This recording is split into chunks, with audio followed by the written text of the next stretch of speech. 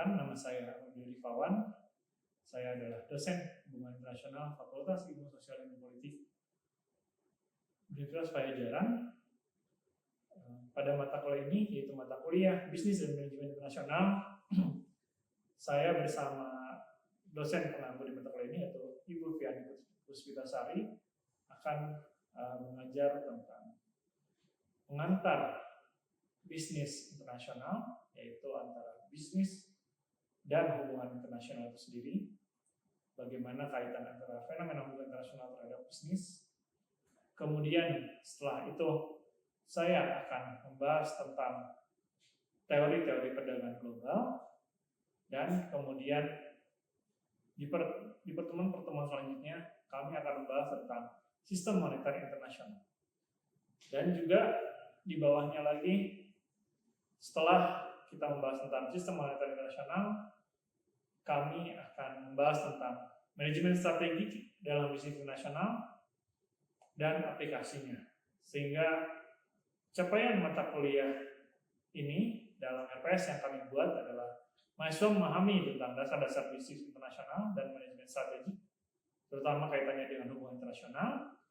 Kemudian yang kedua adalah mahasiswa mampu menganalisis fenomena bisnis internasional dan memutuskan strategi yang tepat, baik dari strategi bisnis maupun manajemen yang memang dirancang. Dan terakhir adalah mahasiswa mampu merancang konsep bisnis internasional. Berikut adalah cuplikan dari perkuliahan yang kami ajarkan dalam mata kuliah Bisnis dan Manajemen Internasional. Terima kasih. Oke, selamat pagi teman-teman semuanya. Assalamualaikum warahmatullahi wabarakatuh. Baik, di mata kuliah ini, di mata kuliah Bisnis dan Manajemen Internasional ini, kita akan membahas tentang mata kuliah pertama ya, yaitu Business and International Relations atau bisnis dan hubungan internasional. Ya. Nah, apa saja yang akan dibahas dalam Business and International Relations ini atau bisnis dan hubungan internasional ini, kita akan lihat bersama ya. Nah, pertama, seperti yang kita ketahui ya, dengan perkembangan global saat ini, tentu sektor bisnis ini tidak dapat dipisahkan dari dinamika hubungan internasional itu sendiri. Ya. Jadi ada berbagai macam isu yang memang terkait dengan bisnis dan juga dengan fenomena hubungan internasional itu sendiri. Nah, ini akan kita cermati bersama ya. Pertama, isu pertama adalah tentang Economic and Security Alliance ya. Seperti yang kita ketahui bahwa Economic Alliance yang paling kuat itu atau Regional Integration yang paling kuat itu adalah Uni Eropa. Nah, ketika misalnya kita melakukan bisnis dengan Uni Eropa, pasti ada standar yang tidak hanya berlaku di satu negara saja, tapi juga berlaku di berbagai negara, gitu ya. Misalnya kita ingin kirim barang ke Uni Eropa, misalnya gitu ya, kita ingin kirim produk Indonesia ke Uni Eropa, maka standar yang berlaku bukan standar satu negara saja, karena kita ingin kirim satu barang kopi misalnya gitu ya, ke Swiss misalnya gitu ya, atau ke Prancis misalnya gitu ya. Nah, standar yang berlaku bukan standar Prancis saja, tapi yang berlaku adalah standar Uni Eropa. Nah, termasuk juga misalnya hubungan dagang antara Indonesia dengan Uni Eropa beberapa tahun terakhir ya. Seperti yang kita ketahui ada sengketa minyak sawit ya, yang terakhir kita masih bisa menang ya di sengketa minyak sawit itu. Atau tahun 2020 kita pernah melarang ekspor nikel mentah, yang menyebabkan Eropa itu mengajukan gugatan terhadap kita, gitu ya, sampai akhirnya WTO menangkan gugatan Uni Eropa tersebut. Nah, yang seperti kita ketahui juga ya, selain masalah Economic Alliance atau Regional Integration, gitu ya, itu ada yang namanya Security Alliance. Nah, Security Alliance juga ini berpengaruh juga ya terhadap sektor bisnis itu sendiri. Misalnya seperti apa? Misalnya ketika NATO memutuskan untuk mensuplai senjata ke Ukraina itu membuat harga minyak dunia jadi naik ya. Dan ketika harga minyak dunia naik, itu berimplikasi pada sektor bisnis yang ada di beberapa negara, terutama yang bergantung sumber energinya terhadap minyak global. atau enggak akibat perang Rusia Ukraina, suplai gas dari Rusia ke Eropa jadi terputus. Nah, itu juga membuat sektor bisnis di Eropa jadi terganggu ya, akibat suplai energinya terganggu juga akibat adanya perang Rusia Ukraina. Itu adalah satu bentuk dampak dari Economic and Security Alliance ya, yang terdiri dari global international terhadap bisnis yang ada, gitu ya. Nah, kemudian seperti yang kita ketahui ada yang namanya bilateral investment treaties ya. Seperti misalnya kita punya investment treaties dengan China ya, sehingga China bisa mendanai industri nikel kita ya, sehingga China mendanai pembangunan smelter nikel yang ada di kita, dan kita berani melarang ekspor nikel mentah. Dan satu dampaknya adalah itu ya, walaupun itu membuat Eropa marah. Tapi di satu sisi lain juga bilateral investment treaties ini jadi salah satu jalan ya, supaya kita bisa mengekspor atau kita bisa mengimpor barang-barang dari luar, atau kita mengekspor barang-barang kita keluar itu lebih mudah lagi. Misalnya kita ada perjanjian ya CEPA ya, Indonesia Australia Comprehensive Economic Partnership gitu ya. Nah, itu membuat perdagangan kita dengan Australia jadi tumbuh gitu, dengan dibandingkan dengan sebelum adanya ya CEPA. Walaupun memang sampai sekarang perdagangan kita dengan Australia masih defisit ya. Nah ini memang menjadi tantangan tersendiri gitu ya. Dan dari CEPA ini harusnya kita bisa memanfaatkan hal yang lebih baik lagi gitu, dengan investment treaties yang ada. Ya. Nah, yang ketiga adalah national sentiments ya. Ini dari penelitiannya Lee McKinney-Jam. Ya, ini tentu national sentiment ini terkait dengan nasionalisme yang ada ya. Yang kita ketahui sekarang kan Cina dan US sedang ramai ya. Nah, orang-orang US kan menganggap bahwa Starbucks ke Cina itu salah satu bentuk bahwa orang Cina itu menikmati modernisme gitu ya. Tapi ketika brand Cina masuk ke Amerika, dan kopi Cina masuk ke Amerika, itu dianggapnya sebagai jajahan ya. Nah, itu sebuah dua sisi yang memang ambivalen ya, ambigu gitu ya. Dan itu memang masih jadi tantangan, terutama dalam sektor bisnis internasional sendiri gitu ya. Bagaimana caranya kita mempenetrasi market asing tanpa mengganggu sentimen nasional mereka gitu ya.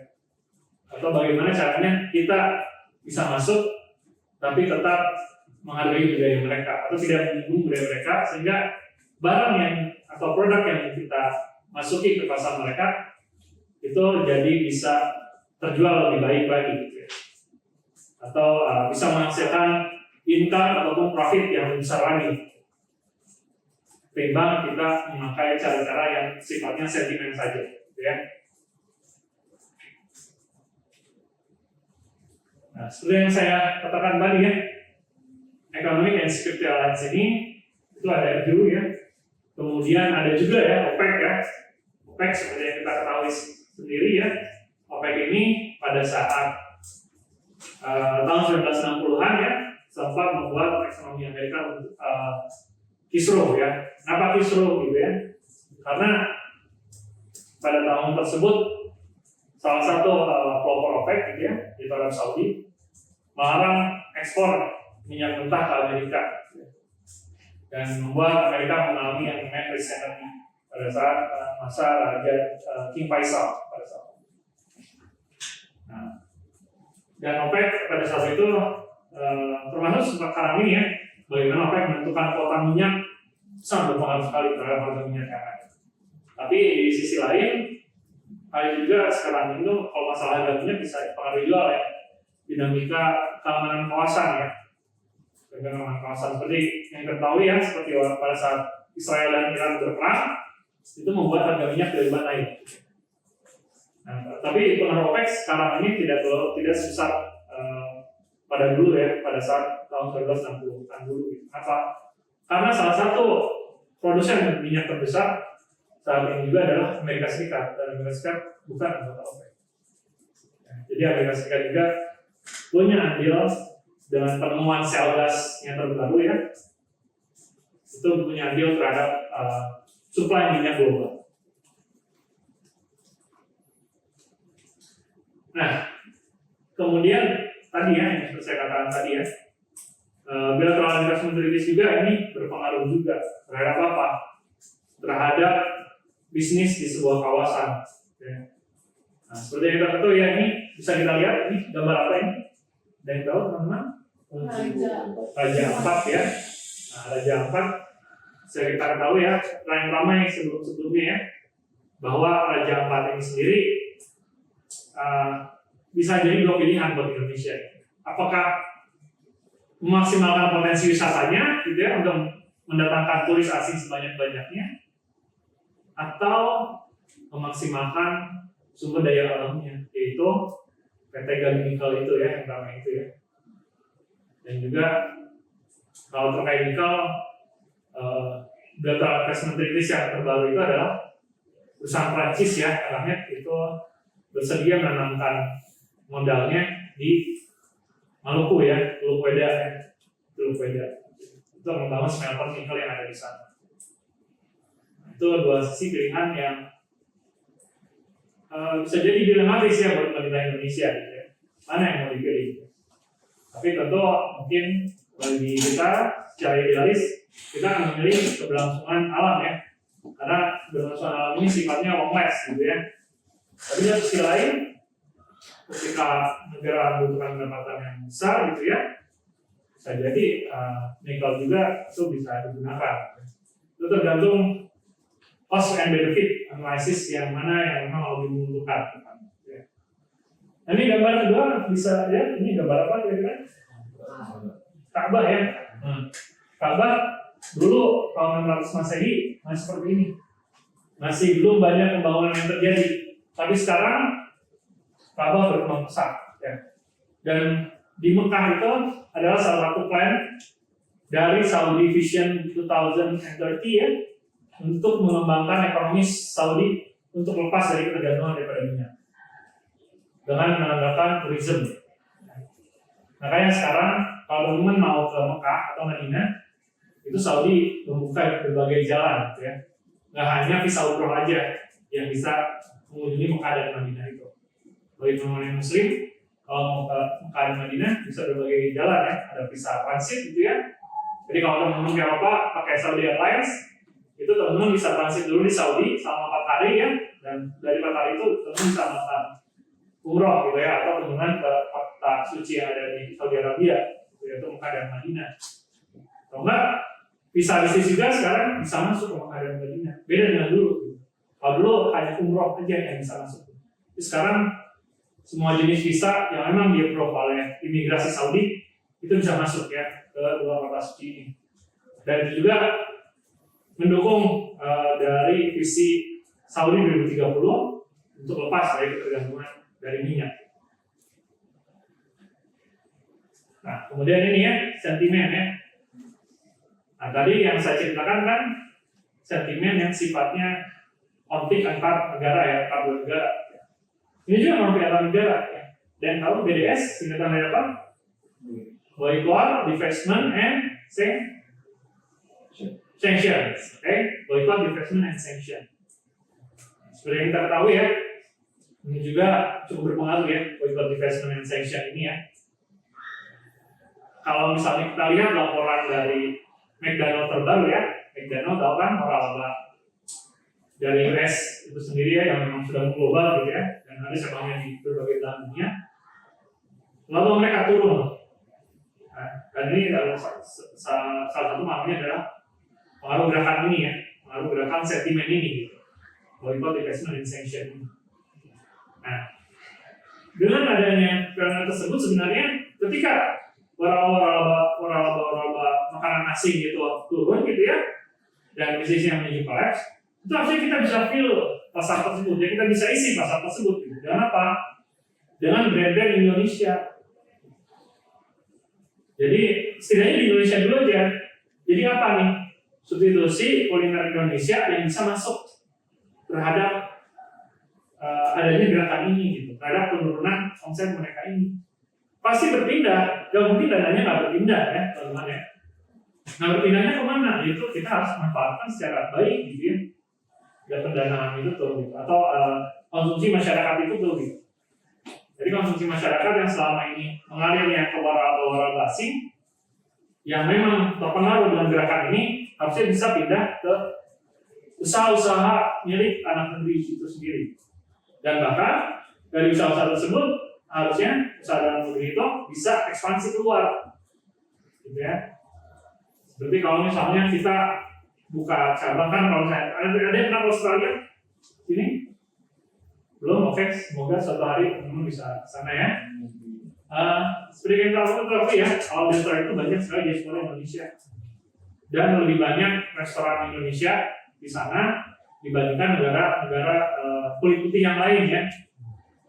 Australia itu paling banyak restoran Indonesia dibandingkan negara kulit putih yang lain. Nah, kalau misalnya usaha-usaha di negara kita ini bisa manfaatkan sentimen ini dan bisa meraup keuntungan gitu ya, terus misalnya bisa berekspansi, salah satunya bisa berekspansi ke Australia. Supaya makin banyak revenue-nya, makin banyak lagi anak negeri yang bisa sejahtera juga gitu dari adanya ekspansi tersebut. Nah, itu bagaimana caranya? Gitu ya. Nah, caranya ini adalah seperti ini ya, harus terintegrasi semuanya. Gitu. Jadi pengalaman saya kemarin fellowship ya, saya kemarin ambil dapat fellowship ya dari Departemen Luar Negerinya Australia ya, Department of Foreign Affairs and Trade Australia. Sana belajar tentang digital trade gitu ya.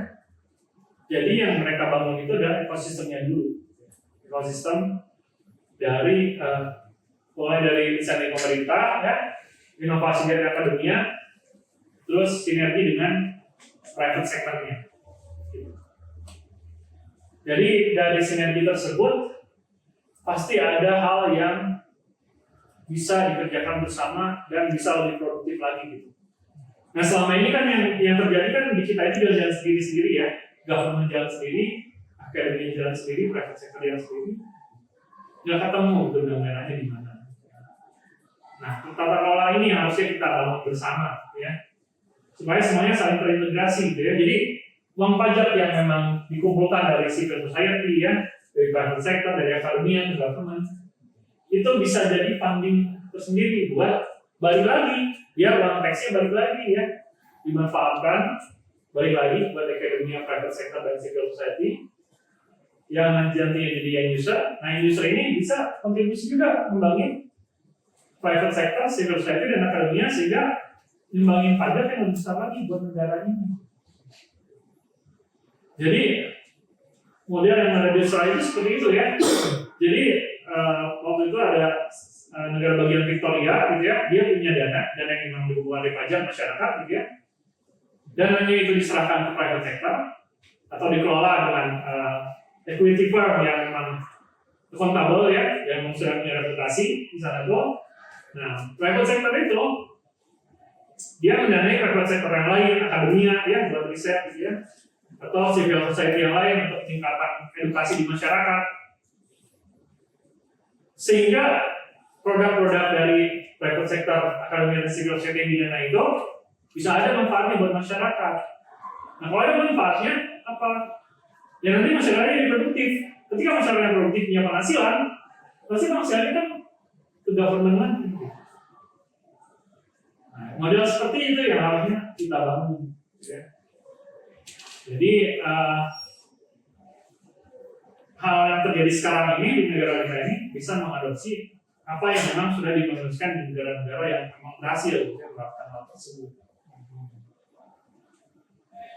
Nah itulah yang memang perlu kita kembangkan bersama lah, sehingga dinamika apapun, dinamika international relations apapun yang terjadi di luar sana, itu tetap kita bisa manfaatkan gitu ya, segala peluang-peluang yang adanya.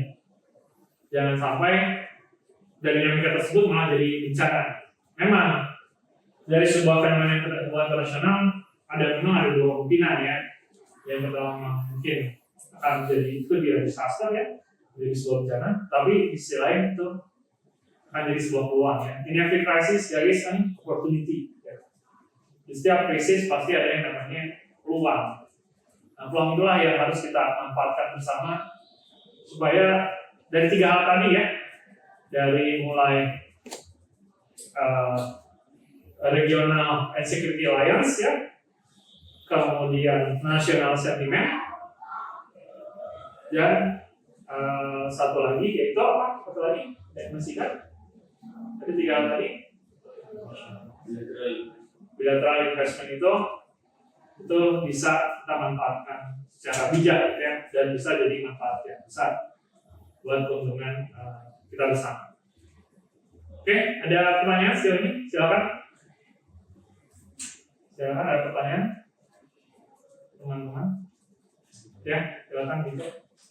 Nah, kalau misalkan tadi kan ada juga kita bahas untuk ada juga terus juga itu di bilateral investment. Tapi di sisi lain kayak kita yang swasta itu sebenarnya udah usahain buat salah satunya di BUMN kita KFN sendiri itu udah usahain untuk jadi itu sebuah destinasi lokasi syuting, dan dia udah menawarkan ke negara-negara lain. Tapi di sisi lain regulasinya itu sangat amat panjang banget kan. Jadi sebenarnya negara-negara lain lebih prefer untuk invest ke Vietnam, ke Thailand untuk mengajukan lokasi syuting di sana. Tapi di sisi lain kayak kita sendiri itu sulit, tapi negaranya sendiri itu nggak mau membantu.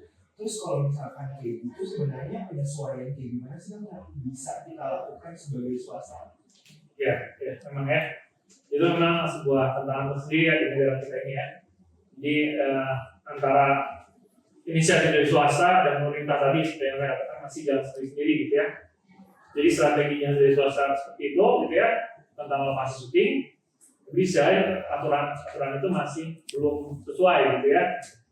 Ya kalau misalnya kita lihat itu memang ya harusnya kita bisa mengadopsi gitu ya aturan-aturan di negara lain supaya industri, misalnya tadi kita bicara PFN itu kan industri film berarti ya, industri film ini jadi berkembang, dan itu memang harus ada inisiatif. Kalau di Indonesia memang inisiatifnya harus dari atas ya. Kalau bottom up sejauh ini masih sedikit lah yang berhasil gitu. Jadi kecuali kalau misalnya itu bisa membuat pihak pengambil keputusan kita jadi lebih peka lagi gitu, terhadap peluang-peluang yang ada di luar itu sendiri. Gitu. Dan apalagi kalau misalnya kita bicara industri film nasional kan sekarang sedang berkembang ya, dan juga lokasi-lokasi di kita tuh tidak kalah cantik gitu dibandingkan dengan lokasi-lokasi di negara lain kan. Nah, memang ini harus dimanfaatkan lebih jauh lagi. Ya memang kalau misalnya rekomendasi yang ada sekarang ya memang harus dari atas ya. Kalau dari bawah ya sejauh ini masih sudah bagus gitu, PPN sudah melakukan hal itu, cuman memang perlu ada upaya dari government sendiri gitu. Dan seperti yang saya sampaikan tadi ya, kolaborasi semua pihak itu penting gitu dalam international bisnis itu sendiri. Karena kalau nggak ada kolaborasi antara semua pihak, ya nggak jalan. Kayak tadi. Jadi ya memang harus ada kolaborasi semua pihak, dan dari Indonesia upaya utamanya dari government ya.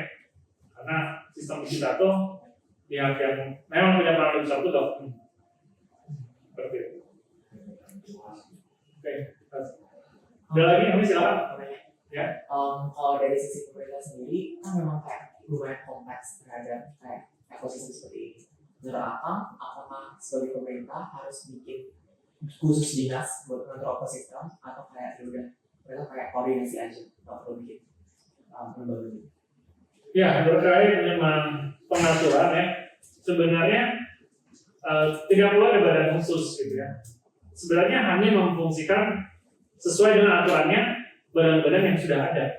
Karena kalau misalnya kita bikin badan khusus lagi, gitu ya, kecuali kalau memang kompleks sekali ya, itu mungkin dimungkinkan. Tapi harus dianalisis lebih lanjut. Ya.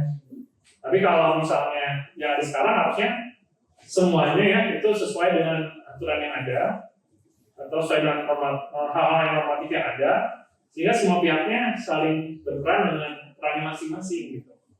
Terutama kalau misalnya di sisi government ya, itu tupoksinya seperti itu gitu ya, terus programnya seperti itu dijalankan dengan baik gitu. Tidak perlu lagi membuat hal-hal yang merumitkan gitu ya. Kan sekarang juga presiden kita kan sudah mengarahkan untuk menderegulasi aturan-aturan yang memang tidak perlu ya. Nah, kita harus, pemerintah yang ada sekarang harusnya mengadopsi hal tersebut gitu, karena inspirasi dari atasnya sendiri sudah seperti itu. Kayak gitu ya. Oke, baik. Baik, karena tidak ada pertanyaan lagi. Oke, untuk minggu depan ya, kita akan ada tugas, yaitu teman-teman membuat fenomena bisnis ya, fenomena bisnis internasional yang berkaitan dengan 3 hal tadi ya, dari sisi bilateral investment, dari sisi regional security alliance, dan juga dari sisi national sentiment ya. Oke, nanti saya kasih feedback untuk selanjutnya, perbaikan selanjutnya. Ya. Baik, terima kasih banyak teman-teman semuanya. Wabillahi taufiq wal hidayah. Assalamualaikum warahmatullahi wabarakatuh.